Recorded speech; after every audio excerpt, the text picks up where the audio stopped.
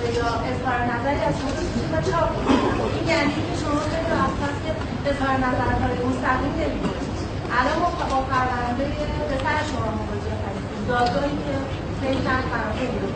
میخوام بدونم نظر شما در خصوص مرحله پیش و با چیزی صادر شد چی هست؟ اگر شرایطی هست یا میشه بگید ما ممنون. بسم الله الرحمن الرحیم. الحمدلله و السلام علی رسول الله و آله.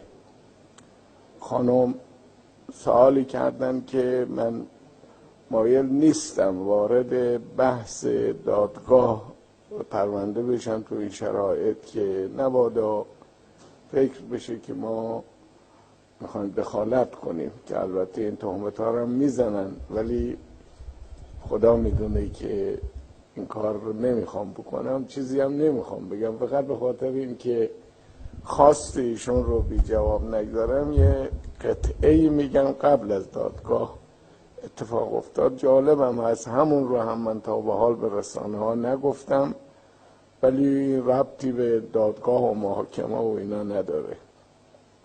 مهدی وقتی که آمد 3 ماه در زندان بود در انفرادی و 2 بازجوی بسیار پر حرارت وزارت اطلاعات از او بازجویی میکردن. آخرش بنا شد کیفرخواست بنویسن. من نمیدونم چی شد که یه بار زنگ زدن به رئیس محافظان من، گفته بودن که مهدی میخواد باباش رو ببینه. من گفتم خب اگر مهدی میخواد بگید منو بیارن اینجا، اون که اشکالی نداره، بیار خونه ما هم دیگر میبینیم، قبلا هم اومده. فرداش دوباره شب نرفتم، میخواستم باشه، فرداش دوباره تلفن کردن گفتن نه اینجا باید شما بیایید، مهدی هم لازم داره شما بیایید، مسئله مهم نیست. فرداش شب رفتم. وقتی که رفتم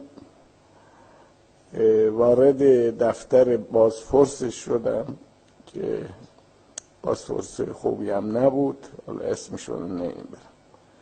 ایشون گفت ببینید یه مسئله مهم است، مهدی میخواد با شما مشورت بکنه. ما با او پیشنهاد کردیم که او چند کلمه از رهبری تقاضای عفو بکنه. مهدی میگه من جرمی نکردم، چرا تقاضا بکنم؟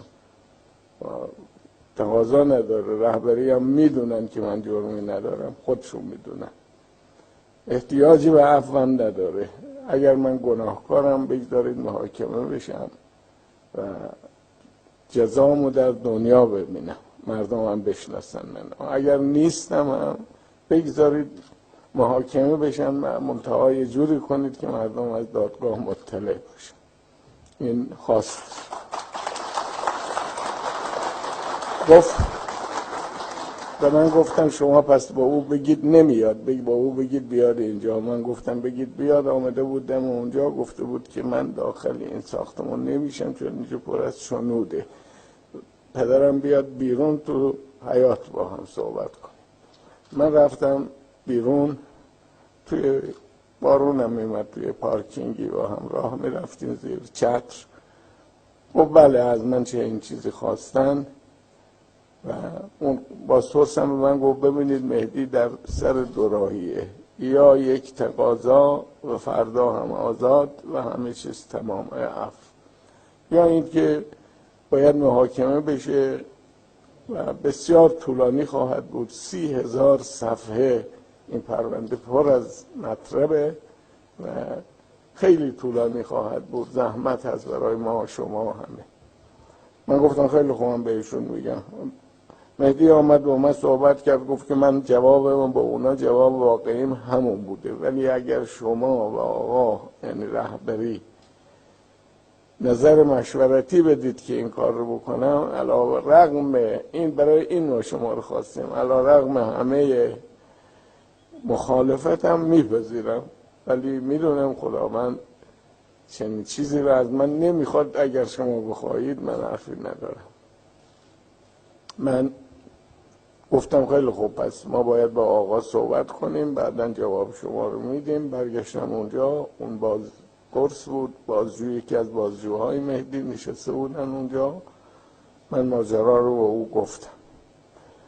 و بعد رفتم خدمت آقا، شب تلفن کردم، فرداش رفتم گفتم مهدی اینو میگه، شما نظرتون چیه؟ گفتن نظر خودت چیه؟ من گفتم نظرم این. گفتم این نظر خودت هم این باشه من موافقم بکن. من گفتم نه، منم نظرم اینه. شما اگر الان این پرونده ای که الان 15 سال دارن روش حرف میزنن، همه دنیا رو پر کردن، شما عفو کنید، به شما صدمه میخوره، میگن رفیق بازی کردید شما.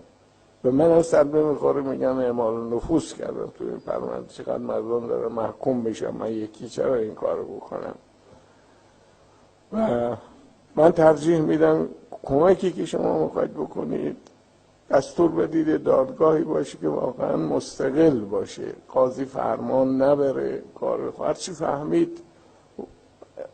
فهم قاضی رو ما قبول داریم، قاضی باثبات عادل باشه، همین برای من کافیه. اگرم علنی کنید دادگاه رو که مردم هم بدونن، اگر مهدی آدم بدیه بهتر بشناسنش، اگرم بد نیست بشناسن که تهمت ها دروغ همش بوده. ایشون همینه پسندید، گفت منم نظرم همینه و قرار شد بره محاکمه دیگه. حالا بقیه‌اش من نمیگم، نمیخوام الان راجع به دادگاه حرف بزنم، چون باز هم اونا تحمل ندارن حرفی از ما بشنون. نمیخوام دعوا بشه تو این کشور، واقعا الان سم دعوا برای ما و نمیخوام این کارا بشه.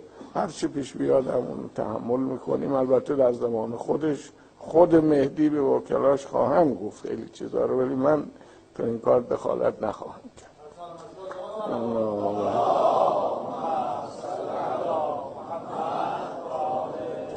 خواهش میکنم در این باره الان دیگه از من نپرسید، چون مقدار وقت کمی داریم، حرفای زیادی هم داریم. من دیگه بدون مقدمه باید حرفامو بزنم.